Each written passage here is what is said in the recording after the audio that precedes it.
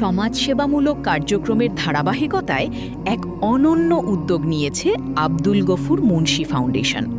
ফাউন্ডেশনের পক্ষ থেকে মৌলভীরচর দর্জির মোড়ে অবস্থিত দারুল উলুম আল আরাবিয়া মাদ্রাসার হিফজ বিভাগের শিক্ষার্থীদের জন্য দুটি লকার নির্মাণ করে প্রদান করা হয়েছে।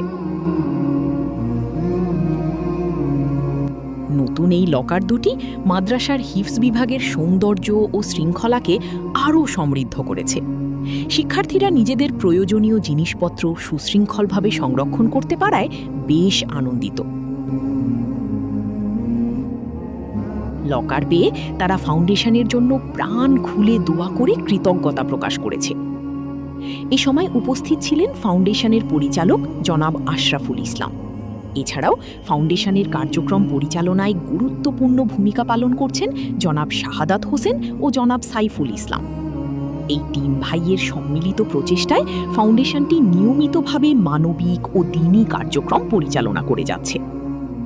উল্লেখ্য, আব্দুল গফুর মুন্সি ফাউন্ডেশন শুধু শিক্ষা প্রতিষ্ঠানে সহায়তাই নয়, সমাজের অসহায় মানুষের জন্য ঘর নির্মাণ, কর্মসংস্থান সৃষ্টি এবং বিভিন্ন মানবিক সহায়তা প্রদান করে আসছে। ফাউন্ডেশনের পক্ষ থেকে জানানো হয়, ভবিষ্যতেও তারা এ ধরনের কল্যাণমূলক কাজ অব্যাহত রাখবে এবং আল্লাহর সন্তুষ্টির জন্য সমাজের পাশে থাকার চেষ্টা করবে। আল্লাহ তাআলা যেন এই সকল ভালো কাজ কবুল করেন এবং ফাউন্ডেশনকে দ্বীনের খিদমতে আরও এগিয়ে যাওয়ার তৌফিক দান করেন।